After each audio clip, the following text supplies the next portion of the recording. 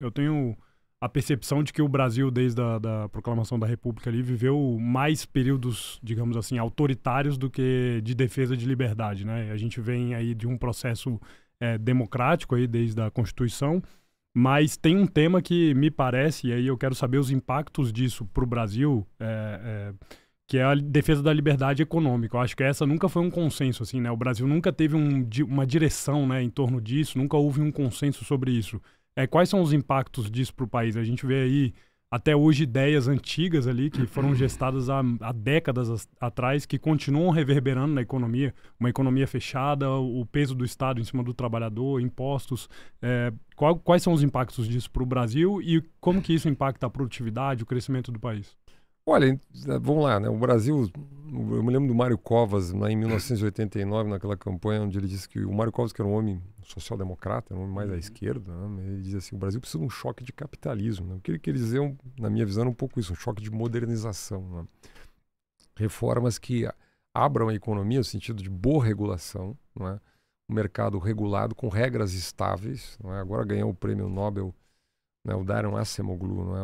Um dos grandes contribuições do Acemoglu, para o debate público, pelo menos, era a ideia de você ter instituições inclusivas. Instituições inclusivas significa instituições onde as pessoas, eu estava tentando colocar isso antes, as pessoas têm uma base de oportunidades iguais, uma base de oportunidades. Quando as pessoas iguais, não, nós nunca vamos ter oportunidades iguais. Irmãos siameses não têm as mesmas oportunidades, porque têm cérebros diferentes, contingências diferentes, gostos diferentes, preferências diferentes. Alguém pode dizer, mas preferências é uma oportunidade? Não, mas a forma como, por exemplo, se eu tenho uma preferência por ser um violinista, certo? Vamos supor que eu tenho preferência por ser um violinista clássico, certo?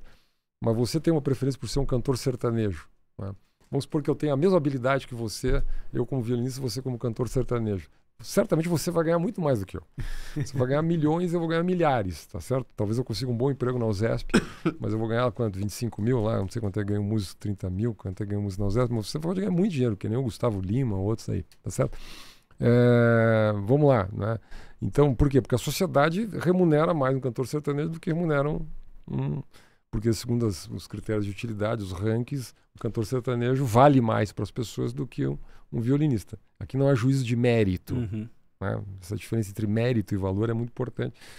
Está nos cânones aí da economia, tá certo? Então, dizendo o que com isso? Quer dizer, uma economia de mercado, ela digamos assim, na minha visão, ela deve funcionar a partir desse princípio, ou seja, as pessoas são diferentes, as pessoas detêm habilidades diferentes, as pessoas são diferentes porque elas preferem coisas de maneira diferente.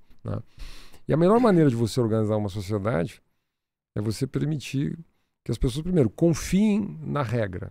Significa que elas tomem risco, que elas aceitem tomar risco. Isso é um grande problema brasileiro. Nós fizemos algumas reformas importantes no Brasil que simplificaram regras e deram estabilidade para o mercado. As agências reguladoras foram um exemplo nessa direção. A Autonomia do Banco Central, acho que foi recentemente um exemplo nessa direção. O marco regulatório, o marco do saneamento básico, regulatório do saneamento básico, acho que é um exemplo nessa direção. E o que acontece? Isso que dá confiança. O próprio marco das parcerias público-privadas, que eu citei aqui, concessões, PPPs, etc. E acho que isso precisa ser mantido, isso é um patrimônio brasileiro, que dão confiança. Imagina uma empresa global ou um fundo que reúne capital nacional, capital estrangeiro, essas diferenças às vezes são meio... E que topa investir no Brasil um contrato de 35 anos. Olha o grau de confiança que tem que ter. Ele vai mobilizar recursos, ele vai começar a ter um resultado daqui a 8, 10 anos, um contrato de 35 anos. Ele é um casamento com um país, um casamento, sei lá, de 9 governos para um país, E, então, assim, digamos assim, a estabilidade da regra, a abertura de mercado, a competição, etc., é fundamental. Eu sei que nós talvez não estejamos no melhor momento global para isso. Quando a gente vê o Trump falando que vai aumentar a tarifa de tanto, quer dizer, você tem uma onda de protecionismo no mundo, Você tem um conflito comercial com a China, então você tem uma espécie de pânico, digamos assim, da competição chinesa. Então, mas vamos lá. Mas vamos ver, assim, quer dizer, eu acho que há uma, assim, eu vejo hoje, olhando, o próprio, quando o Trump entra, a primeira decisões que ele, é o convite ao Vivek, e Elon Musk para aquela reforma do Estado. Né? Eu estava refletindo sobre aquilo, lendo, assim, por que um país que tem uma produtividade 4 vezes maior do que a nossa, né? Que custa, vamos lá, arredondando 8, 10% do PIB menos que nós em termos de carga tributária, né? Que tem uma renda per capita, sei lá, 8 vezes maior do que a nossa, está preocupado em fazer uma radical reforma do Estado para reduzir custo da máquina pública, parar de transferir custo, ineficiência, burocracia, lentidão, regulações, etc., mal desenhadas para o setor privado. Né? Por quê? Porque guerra tarifária e protecionismo não é a solução de longo prazo. Pode ser a solução de curto prazo. Dá uma assustada, ajuda setores econômicos locais, né? Mas vai lá, gera ineficiência e é ruim para o consumidor. Né? Se o Biden já taxou em 100% os veículos elétricos chineses nos Estados Unidos, quem perde com isso? O consumidor americano. E vai proteger indústrias, né, que eventualmente não são tão eficientes assim. Então isso não é uma solução a longo prazo para o mercado, para o ganho de eficiência, para a produtividade do país, para o consumidor, assim por diante. Então, digamos assim, não há a economia de mercado, digamos assim. Eu não tenho aqui uma visão ingênua. Bom, então laissez-faire, laissez-passer. Então não vamos considerar nenhuma política de, né, sei lá, né, alguma política nacional. Assim, bom, eu não sou economista, aí isso precisa ser bem desenhado. Mas, digamos assim, acho que o Brasil é um país que gradativamente vem aprendendo. Né? E nós somos ambivalentes. Eu acho que se pegar 30 e tantos anos, desde o impeachment do Collor, né? Eu brinco sempre que nós temos 2 turmas na vida brasileira. Na política brasileira, na discussão econômica brasileira, na discussão sobre o país. Você tem, e basicamente elas se refletem em governos. Né? E aqui não entra um partido A, partido B, mas de maneira geral, pensamento econômico. Né? Você tem uma turma que eu acho que esteve bem representada na gestão do Malan, esteve bem representada na gestão do Meirelles e do próprio Paulo Guedes, né?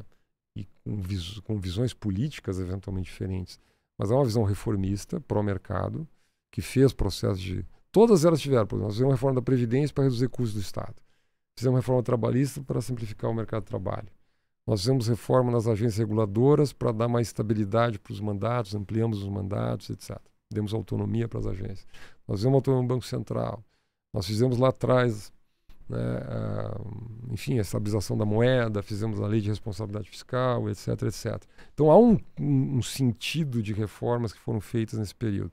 Mas há um pensamento que é avesso, né, que tem uma outra visão, que gosta do protagonismo do Estado, que tem restrições, essa tecnicização. Acho que uma das tendências do Estado contemporâneo, eu digo sempre, nós temos 3 tendências que eu observo. Assim, né? Uma delas é essa tecnicização do Estado, ou seja, cada vez mais você ter setores, digamos assim, da macrogestão do Estado fora das oscilações de curto prazo da política. Certo?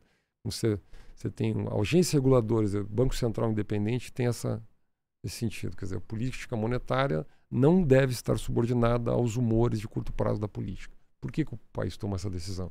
É uma forma de proteção, não seria democrático. Eu me lembro do Ciro Gomes até, e outros dizendo assim, isso é lesa pátria, como assim? Então quer dizer que eu sou presidente da República, eu não posso arbitrar sobre o Banco Central?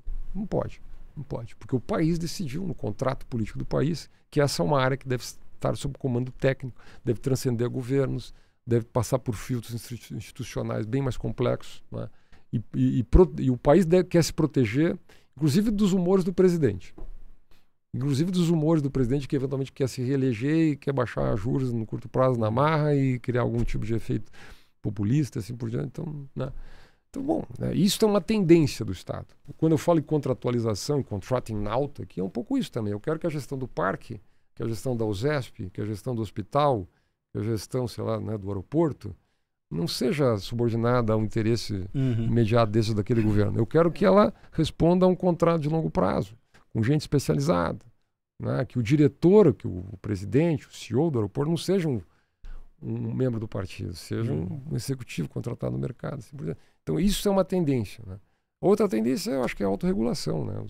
Da economia. Se você pegar toda a sharing economy, todo blockchain, todos esses novos instrumentos, aplicativos, etc., permitem que os consumidores, que o mercado produza uma regulação, um processo de autorregulação que antes demandavam do Estado, né?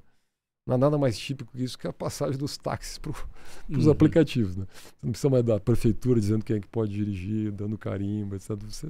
Eu me lembro que na época que se discutia isso estou falando 10 anos atrás, mas como assim? Qualquer um vai botar um carro e... qualquer um vai botar um carro, vai funcionar? Como? Está funcionando, baixou o preço, né? Agora você é autorregulado, você avalia, ele te avalia. Então, o mercado... E é interessante, a gente está falando sobre essa pesquisa aí de 2017, né, da Perseu Abramo. Quer dizer, nós tivemos um crescimento brutal, por exemplo, do microempreendedor individual no Brasil, né? O microempreendedor individual. E o MEI, né?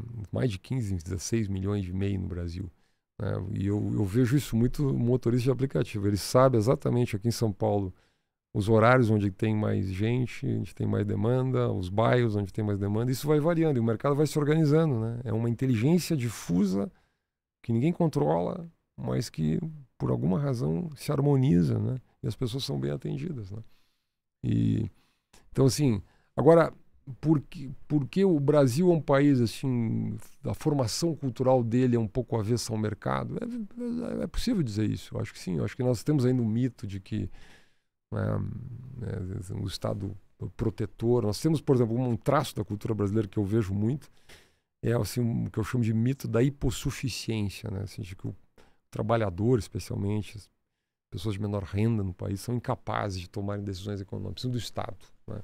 Isso é um problema brasileiro, né? Então, por exemplo, nós precisamos reter 8% do salário de todo mundo no FGTS, colocar numa conta na Caixa Econômica Federal, e o governo tem que administrar aquilo, né? E porque o trabalhador não vai saber administrar sua própria poupança, né? Quem disse, né? O trabalhador não sabe administrar a poupança, né? Não sabe. Nós não podemos dar um voucher de educação, nós temos no ProUni isso, né? O ProUni é um sucesso. O ProUni faz exatamente isso, ele dá uma bolsa trabalhador de menor renda, até 3 salários mínimos, vai lá e escolhe onde estudar. Quero no Mackenzie, quero no IBMEC, quero na PUC, ótimo, né? Mas na teoria geral, não. O trabalhador é incapaz de fazer essas escolhas, o Estado tem que, né? E isso me incomoda que a gente esteja criando no Brasil, eu gosto muito dos programas sociais que visam a emancipação, certo? Que visam, por exemplo, os condicionantes do Bolsa Família. Então, vai para a escola, né? Você vai superar a pobreza intergeneracional, etc.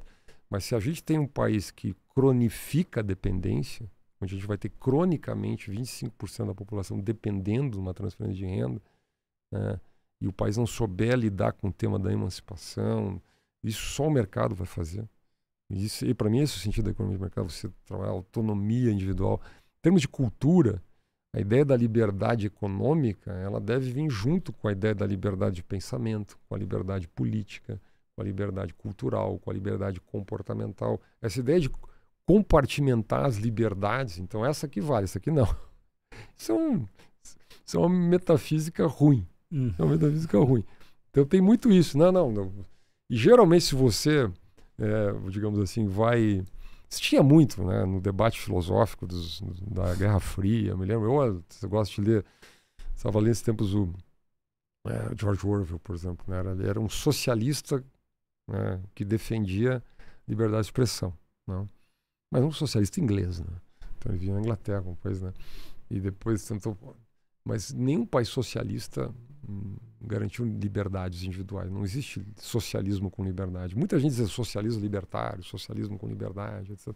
Nunca houve isso na história. Se você aceita a ideia do Estado que comanda a economia, comanda a sociedade, comanda a história, comanda o destino, não é uma coisa, né? Uma coisa, traduz a tal da vontade geral do Rousseau, essa ideia de condição.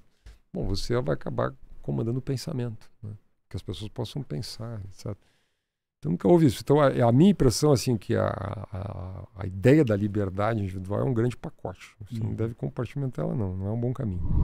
Se esse corte foi bom, esse outro corte aqui vai ser melhor ainda. Clica aqui ou então clica nesse vídeo para ver o episódio completo desse corte.